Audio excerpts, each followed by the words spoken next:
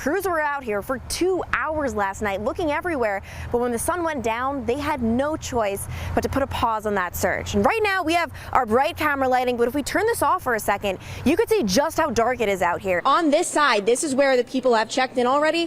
15 of the 16 members already here. I mean, people have been here since around 3, 4 o'clock this morning. Over here is where they're kind of just checking their gear. And then just to give you an idea as to how bad this crash was, you could see it's not just here the debris is, but all the way over here, there's a piece of that car several yards away. Nathan, Elise, you're also going to be getting free life-saving information. And you can see behind me, cars are already starting to line up, even though the sun isn't even up. So you might be a little bit concerned, thinking in your mind, oh my gosh, am I going to be able to get any free breakfast, free information? Well, yes, guys, look how many bags are here. Nathan, Elise, I don't mean to get too scientific here, but if my calculations are correct, I am projecting a W for 2. Oh, yeah. Well, Nathan, Elise, we could talk about ways for preventing fires all day long, but sometimes the inevitable happens and your kitchen actually does go on fire like it is right now. And we can also talk about ways for what to do when it does go on fire, things you should do, but sometimes you have to see what not to do, and that is what we're going to be doing right now. I wish we had, like, there's a way you could just reach into the TV and feel this right now, but this is the softest thing I have ever felt. So, Nicole, I'm obviously going to talk about cost. I mean, what does this compare to something like wool? I mean, first of all, this does not feel like wool. Nathan, Elise, I don't know a single person who doesn't love Halloween shopping. I mean, the possibilities are endless. You can be anything you want to be, but at the same time, you can also get scammed. However, I don't want anyone sitting at home to get all scared, because here's the thing, I will protect you. I am ready. And guys, I just have to, flex a little bit when you have it, I'm not the only one who will protect you, because John North here with the Better Business Bureau will also protect you. John, are you ready to protect them? We're ready. The problem is they still have a lot to clean up. Little pieces like this of both cars are pretty much everywhere, and right now they're kind of just sweeping them away. Nathan, Elise, when I think of slavery, I think of people like Harriet Tubman and Frederick Douglass, but that was over 100 years ago, and the truth is slavery is happening right now, right here in the Miami Valley. Nathan, Elise, right now most of these seats behind me are empty, but one by one faculty members are starting to trickle in, and we're expecting a big turnout. If there's one thing we've learned within the past several years, it's that this university has serious financial trouble. Just recently, they released a report that said, quote, it literally stopped taking out the trash except for 1 day per week, of course, with the goal of saving money. And you might be wondering, why did they release that report? Why is that relevant? And really, they released it to tell professors and faculty staff that they can't give them what they're demanding. And while Floridians are getting out of the way, leaving the danger, these guys are heading in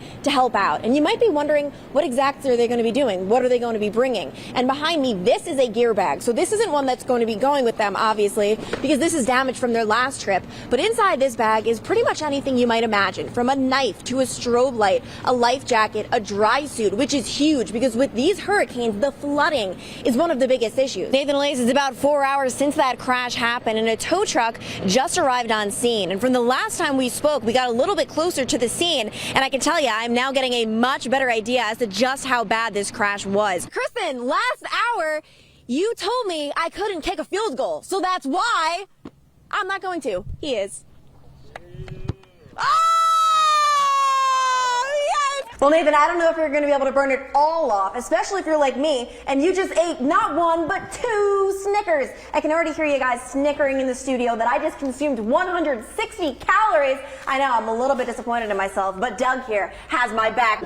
Kristen, right now we are stretching, trying to get ready for tonight's game, but the problem is we don't have a football. But we're innovative here at Fairborn, so may I? Oh, I may. Toss this here. Are you guys ready?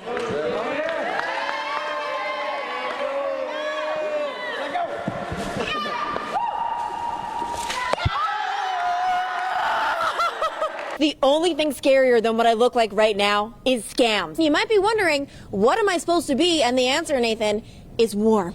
I woke up this morning to these frigid temperatures, so really my main goal today was A, get warm, and B, find out how not to get scammed when shopping for Halloween costumes. And one of the biggest things, yes, I do have these cool feet on. They are awesome. But one of the biggest things, though, is these stores are popping up and then disappearing. I want you to meet me and the crew. Do we look cool?